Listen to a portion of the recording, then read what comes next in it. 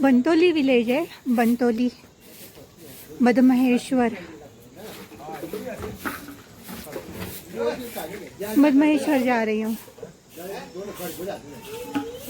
और 10 किलोमीटर है।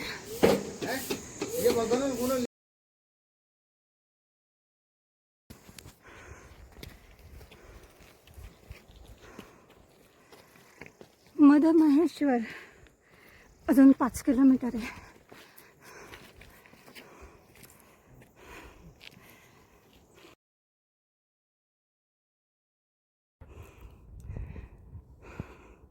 हा चौखंबा पर्वत आहे फेमस।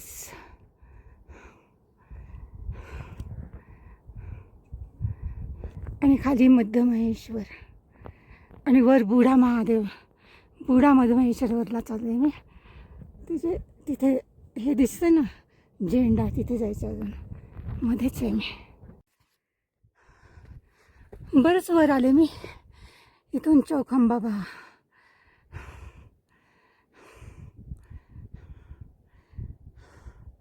चौखंबा पर्वत। त्यांनी इथे सांगितलं इथून बरंच अजून वर जायचं। हे बुढा मधमहेश्वर आहे, त्याच्या मागे आणि पुढे तळ आहे, छोटं मंदिर आहे। आणि आता मी तुम्हाला पूर्ण गोल व्ह्यू दाखवते इथला कसा दिसतोय। 365 डिग्रीमध्ये हा चौखंबा आहे।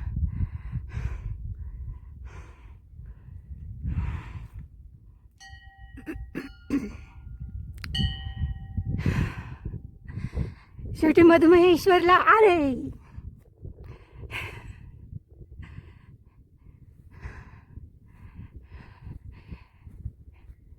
जय मधमहेश्वर बाबा, हर हर महादेव। हे बुढा मधमहेश्वर आहे, छोटं मंदिर, खाली मोठं आहे। खालचं नंतर दाखवते।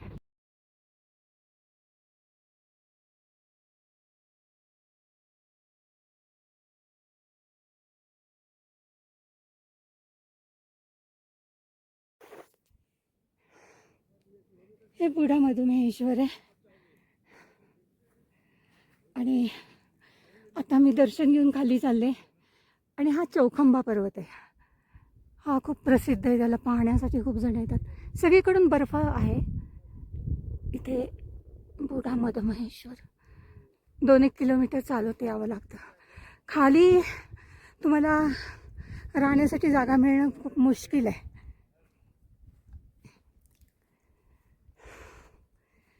आधीच बुकिंग करायला पाहिजे, नाहीतर खूप त्रास होतो।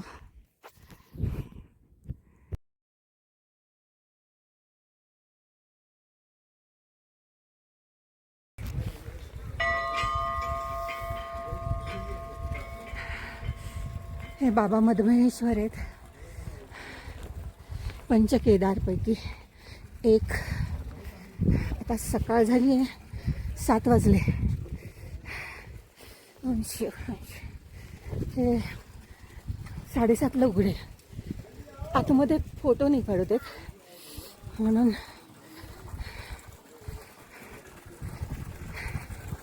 इथे गोमुखातून पाणी येतं कंटिन्युअस। मधमहेश्वर हे उदक कुंड,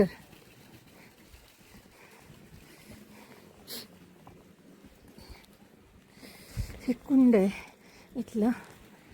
आणि शिवपिंडी आहेत सगळीकडे।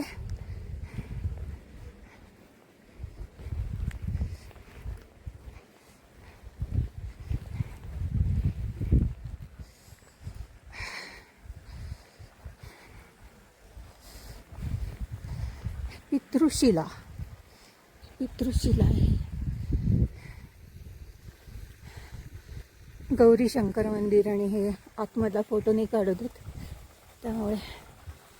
आणि हे सरस्वती कुंड आहे।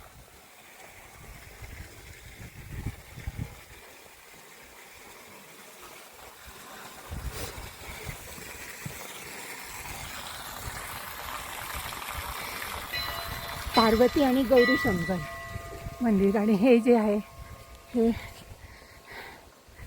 7:30 वाजता उघडेल मंदिर.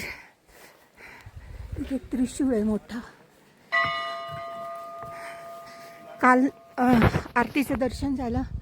रात्रीचे बाहेरून फोटो घेतले.